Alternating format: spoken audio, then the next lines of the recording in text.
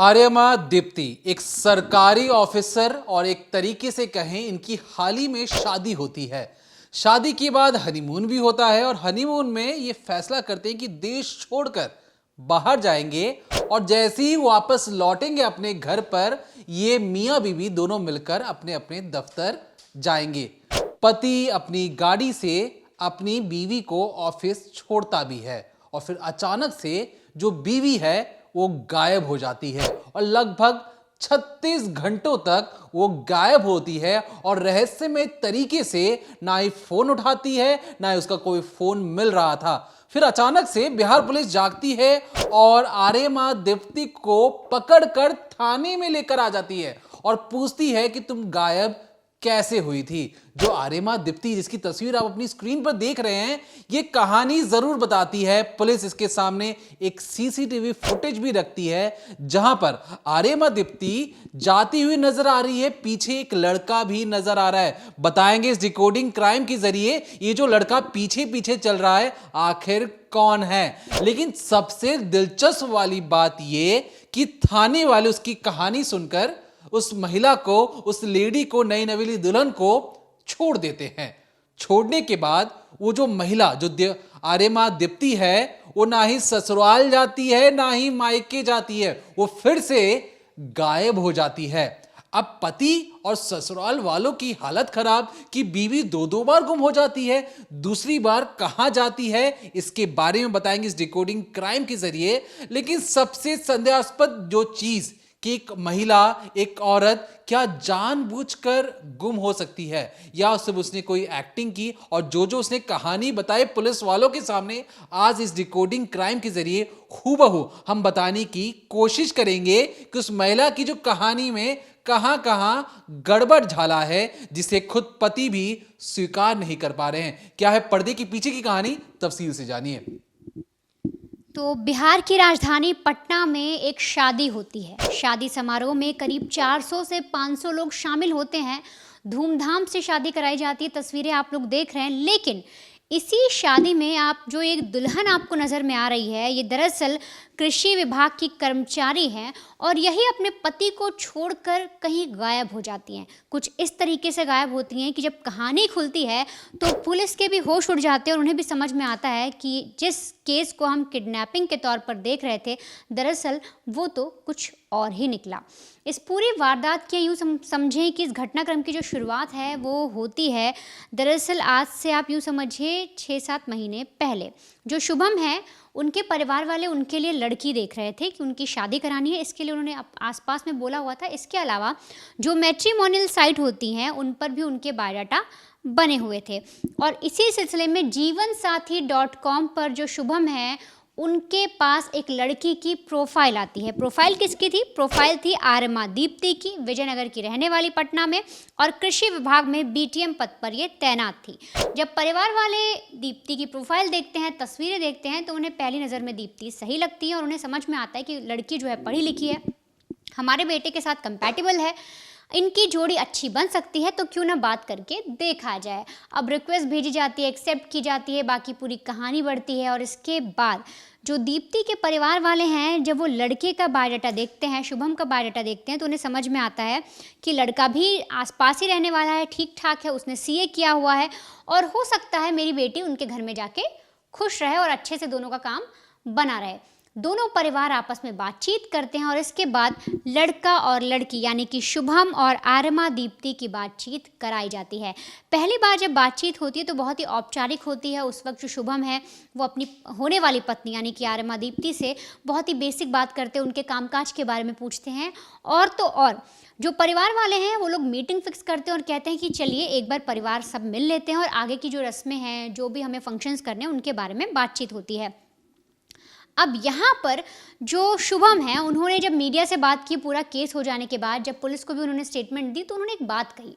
उन्होंने कहा कि जब वो पहली बार आर्यमा से मिले तो उन्हें समझ में आया कि जो लड़की है उसके अंदर आत्मविश्वास है, वो कॉन्फिडेंस से भरी हुई है, उसे बाहर निकलना, काम करना बेहद पसंद है। और तो और मुझे पहली नज़र में ऐसा नहीं लगा कि उसके बहुत ज़्यादा दोस्त या ऐसे कोई फ्रेंड्स होंगे। यहाँ तक कि शुभम ने ये भी कहा कि जब वो आर्यमा से लगातार मिलने लग गए, उनकी बातें होने लगी, जब वो फैमिली प्लानिंग करने लगे, वो ये बात करते कि हम किस तरह से आगे अपनी जॉब को कैरी करेंगे, हम दोनों जब जॉब करेंगे तो अगर फ्यूचर में बच्चे होंगे तो कैसे उनको पाला जाएगा, हर एक चीज़ पे डिस्कशन हुआ। तब शुभम ने अपनी होने वाली पत्नी यानी आर्यमा दीप्ति से कुछ प्रश्न पूछे थे। उन्होंने पूछा था कि क्या तुम्हारा कोई बॉयफ्रेंड तो नहीं है, क्या तुम किसी और से प्यार तो नहीं करती, तुम्हारे ऊपर शादी करने का कोई दबाव तो नहीं है। शुभम ने शादी से पहले सारी चीज़ें क्लियर की थी। उन्होंने दीप्ति से कहा था कि अगर तुम पर इतना सा भी प्रेशर बनाया जा रहा है तो शादी से इनकार कर दो, मैं खुद मना कर दूंगा, मैं तुमसे शादी नहीं करूंगा। या फिर अगर तुम्हें मैं पसंद नहीं हूँ, तुम्हें कोई और पसंद है, या हो सकता है तुम्हें कोई और पसंद ना हो पर तुम्हें मैं भी पसंद नहीं आ रहा हूँ, तो साफ साफ मुझे इस बारे में कह दो। लेकिन इस पर दीप्ति ने कहा कि ऐसा कुछ नहीं है, मैं आपसे शादी करूंगी, हम दोनों एक अच्छे जीवन साथी साबित होंगे। और इस पर शुभम का कॉन्फिडेंस भी गहरा हो गया और पूरी धूमधाम से 4 दिसंबर की तारीख को तय किया गया और उसी दिन इस शादी को रखा गया।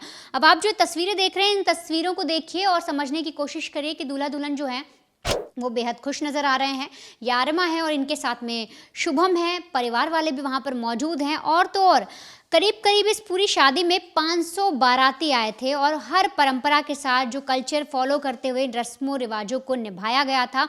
और इस जो शादी अक्सर होती है उसमें ऐसा होता है कि अगर सूर्यास्त हो जाता है तो दुल्हन को अब ससुराल नहीं भेजा जाता, सुबह के वक्त भेजा जाता है। इसलिए 5 दिसंबर को जब शादी हुई 4 तारीख को और 5 को जब विदाई वगैरह होनी थी तब सूर्यास्त हो गया, शाम हो गई, इसलिए विदाई उस दिन नहीं हुई। और अगली रोज़ जब विदाई होती है तो लड़की अपने ससुराल पहुंचती है, वहाँ पर रुकती है। करीब घर की वो छोटी बहू थी तो करीब 1 हफ्ते तक उस घर पे रहती है जहाँ उसका मेन ससुराल था, जहाँ पर उसकी नंद, उसकी जेठानी और बाकी सब लोग मौजूद थे और घर पर बहुत ही खुशनुमा माहौल था। अब इसके बाद ये जो कपल था ये तैयारी करता है अपने हनीमून पर जाने की और तय किया जाता है कि ये लोग हनीमून पर नेपाल जाएंगे।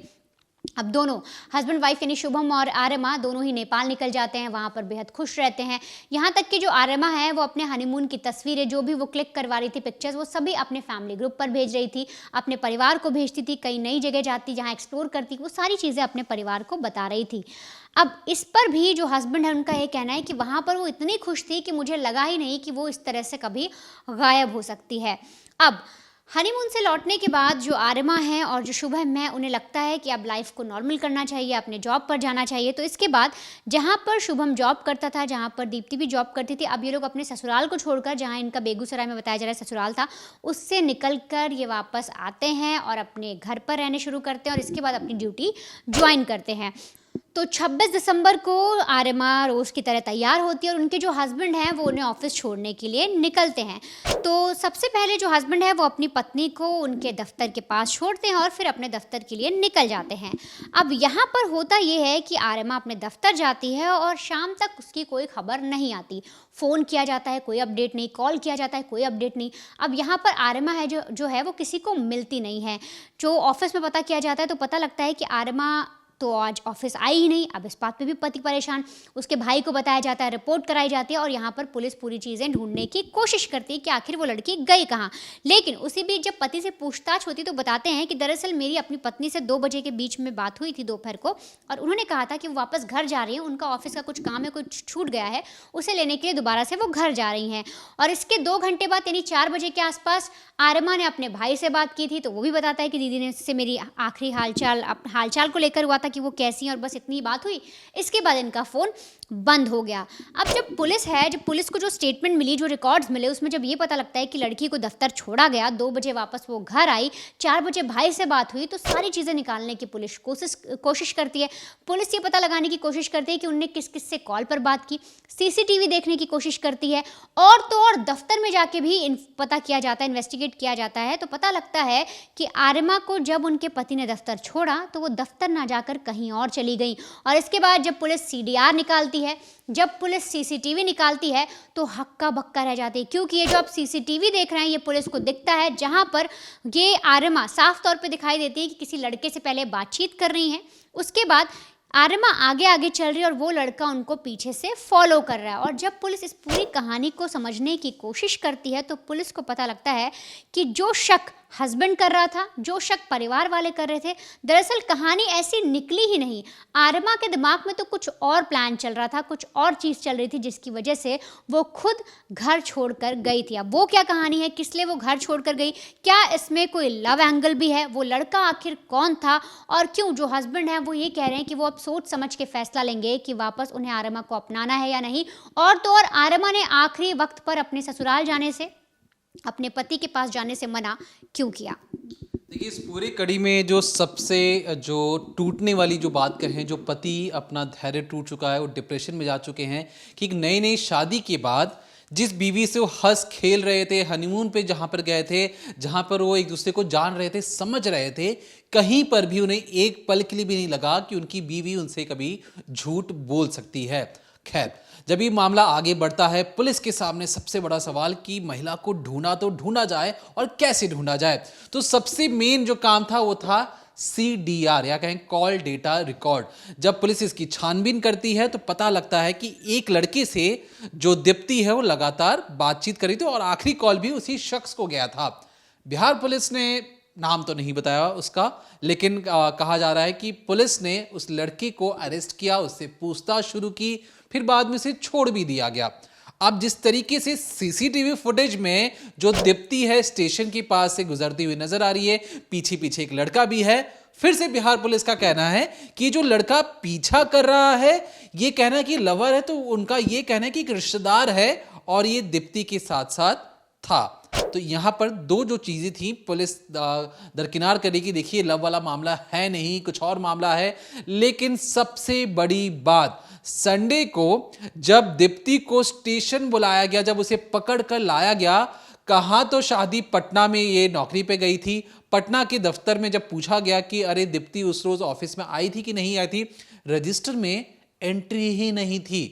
अब उसके बाद संडे के दोपहर लगभग 36 घंटे बीत जाते हैं, ना कोई फोन कॉल ना ही कोई चीज।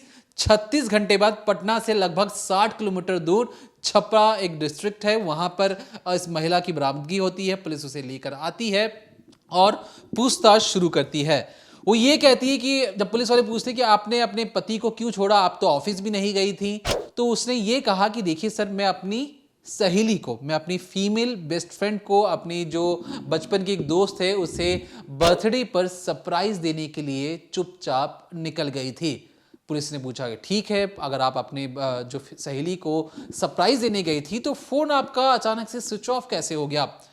तो उसने कहा कि देखिए सर, क्योंकि फ़ोन की बैटरी लो थी और अचानक से वो डिस्चार्ज हो गई और इस वजह से ससुराल से लेकर मेरे मायके में गलतफहमी फैल गई कि मैं कहीं छोड़कर भाग गई हूं, बल्कि ऐसी कोई भी बात नहीं थी। फ़ोन डिस्चार्ज हो गया था और मैं अपनी सहेली के साथ ही वहां पर उसे बर्थडे सरप्राइज देने गई थी। लेकिन यहाँ पर जो थाने के अंदर परिवार वाले भी मौजूद थे, पति भी मौजूद था, बाकी पूछताछ भी की जाती है कि कहीं आपको किसी ने कोई परेशान किया कि नहीं किया, ससुराल पक्ष से कहीं आप परेशान तो नहीं है, कहीं दहेज वाला कोई मामला तो नहीं है। हर एक तरीके से जब बिहार पुलिस संतुष्ट हो गई कि मामला ना ही दहेज उत्पीड़न का है, ना ही पति के द्वारा कोई एक तरीके से मार पिटाई की गई है, तो जब लेकिन बीवी खुद से गायब हो गई थी, खुद से सहेली के पास गई थी, उसकी पुष्टि करवाई जाती है तो पता लगता है कि हाँ, ये जो महिला है ये सच बोल रही है। अब बारी थी जब पुलिस से कहा कि ठीक है आप जा सकती हैं, तो जाते वक्त ये ना ही अपने पति से मिलती है, ना ही ससुराल वालों से मिलती है, ये सीधे थाने से निकलती है। और जो परिवार था, जो पति था, उनको लगा कि अपने मायके गई होगी। मायके में फोन किया जाता है, पता लगता है कि दीप्ति तो अभी भी मायके नहीं पहुंची है। दीप्ति गई तो गई कहां। अब यहां पर जब सारी बातें होती हैं, परिवार वालों हक्के बक्के रह जाते हैं कि अभी भी मिलने के बाद भी जो दीप्ति है वो फोन क्यों नहीं उठा रही है। इस पर जब जांच पड़ताल की गई तो पता लगा कि दीप्ति अपनी बहन के घर पर चली गई है, वो ना ही मायके जाती है ना ही ससुराल जाती है। इस पर ससुराल पक्ष का ये भी कहना है कि शायद, ऐसा उनका मानना है कि शायद उनकी बहू का किसी और के साथ रिलेशन हो सकता है और इस वजह से वो अपने पति से दूर भाग रही है। अब इस पर जो चीज़ें जब सामने आती हैं तो उनकी कि एक दोस्त ने खास तौर पे दावा किया कि देखिए जो ये जो दीप्ति हैं, ये भागलपुर में एक एग्रीकल्चर यूनिवर्सिटी है, वहाँ पे जब पढ़ाई करती थी तो इनका रिलेशन था एक शख्स के साथ, और ऐसा दावा किया गया, जो ससुराल पक्ष और जो उनके दोस्त हैं कह रहे हैं कि इस वजह से शायद वो उनके पास चली गई होंगी। तो वहीं पर जो पति हैं, जो ऑन कैमरा हम उनकी बातें आपको क्या ही बताएं, उन्होंने ये कहा कि वो नहीं चाहते कि कोई भी दुश्वारी हो या कोई भी दुश्मनी हो, अगर उनका मन करे तो आ जाए, उन पर कोई दबाव नहीं है। अगर वो छोड़कर जाना चाहती हैं तो छोड़कर चले जाएं, बस एक बार वो बात कर लें। आखिर वो कौन सी मजबूरी थी, ऐसी कौन सी जो सच्चाई थी जो पति एक्सेप्ट नहीं कर सकते थे, और पूरे समाज में एक तरीके से धोखा देकर चुपचाप चले जाना, ना ही फोन कॉल उठाना। एक दिन पहले आप हंस रहे थे और दूसरे दिन से आप गायब हो जाते हो, कटने लगते हो। ऐसी कौन सी बात हो गई थी जो पति खुद सीए की नौकरी करते हैं, पैसे अच्छे खासे हैं, लेकिन उनकी जिंदगी से खुशियां उजड़ चुकी हैं, और जो चीजें पहले शादी से पहले उन्हें लग रही थी कि जिंदगी अच्छी हो जाएगी, आसान हो जाएगी, अब एक मुश्किलों के दौर से गुजर रही है। वहीं पर जो पति की जो माता जी हैं, कहें जो दीप्ति की जो सासू माँ है, जब उन्हें पहली बार पता लगा कि जो बहू है वो ना ही मायके जा रही है ना ससुराल आ रही है, वो अपनी बहन के घर चली गई है, इसके बाद जो सासू माँ है, जो सास है, उनकी हालत खराब हो जाती है। उन्हें भी अस्पताल में भर्ती करवाना पड़ता है। उनका इलाज अभी भी चल रहा है, जब हम इस वीडियो को रिकॉर्ड कर रहे हैं इस वक्त भी ये उनका इलाज चल रहा है, और ये कहा जा रहा है कि वो हमेशा अपनी बहू को ढूंढ रही है, क्योंकि दीप्ति जब उस घर पर आई थी हर किसी से घुल मिल चुकी थी, और अचानक से उसका गायब हो जाना ये पुलिस को भी नहीं समझ में आ रहा, ना ही ससुराल पक्ष को समझ में आ रहा है। तो दो ऐसे जो थ्योरी थी जो पुलिस भी समझना चाह रही थी कि अगर आप किसी अपने दोस्त को सरप्राइज देने गई थी तो अपना फोन स्विच ऑफ कैसे कर लिया। लेकिन जब पुलिस ने ढूंढा तो ढूंढा कैसे, तो पुलिस ने बताया कि देखिए कॉल डेटा रिकॉर्ड, जब हमने पता लगाया कि वो किसी एक शख्स से बात कर रही थी, तो हमने देखा, पुलिस ने देखा, खासतौर पर बिहार पुलिस ने, कि 2 बार फोन ऑन हुआ था, और जो ऑन सिर्फ कुछ देर के लिए हुआ था, जहां पर पुलिस को पता लगा कि ये ट्रैवल कर रही हैं। पुलिस को लगा कि शायद इनका फोन चोरी हो सकता है और ये लगातार ट्रैवल किसी जगह पर जा रही हैं। अब फोन लोकेशन के जरिए बार बार ये पता लगाने की कोशिश हो चुकी थी कि दीप्ति बिहार में ही है और लगातार ट्रैवल कर रही, लेकिन पुलिस को डाउट था क्या वो दीप्ति है या कोई और चोर है। पुलिस जब पीछा करना शुरू करती है तो दीप्ति उनके चंगुल में फंस चुकी थी, दीप्ति उनके रडार में आ चुकी थी, और दीप्ति से जब पूछताछ की जाती है तो एक ऐसी कहानी बताती है कि जिसे पुलिस वाले तो संतुष्ट हो जाते हैं, लेकिन परिवार असंतुष्ट रहता है। उन्हें अब तक कोई चीजें समझ में नहीं आ रही थी। तो फिलहाल के लिए हमारी कोशिश थी कि दीप्ति जो 36 घंटों तक रहस्यमय तरीके से गायब हो जाती है, हनीमून मनाती है, हंसती खेलती है, उसका गायब होना एक सवालिया निशान खड़े करता है लड़के के परिवार के ऊपर, मायके के ऊपर, क्योंकि किसी को भी दीप्ति के दिमाग में जो चीजें चल रही हैं उसके बारे में जानकारी नहीं है। पुलिस संतुष्ट है लेकिन परिवार असंतुष्ट है, और परिवार की समझ से परे है दीप्ति की जो असली वजह क्यों परिवार को छोड़कर उनसे दूर जाना चाहती है। फिलहाल के लिए देखते रहिए डिकोडिंग क्राइम, लेकिन हमारी तमाम दर्शकों से दरख्वास्त है कि कमेंट सेक्शन में कमेंट करके जरूर बताइए कि ऐसी कौन सी स्टोरीज, ऐसी कौन सी क्राइम इन्वेस्टिगेटिव स्टोरीज आप सुनना या समझना पसंद करेंगे। हम कोशिश करेंगे उसे पढ़कर आप तक वो स्टोरी साझा करें, आपको आसान शब्दों में उसे समझाने की कोशिश करें। लेकिन तब तक देखते रहिए decoding crime, Monday to Friday शाम 7:30 बजे ओनली ऑन क्राइम तक।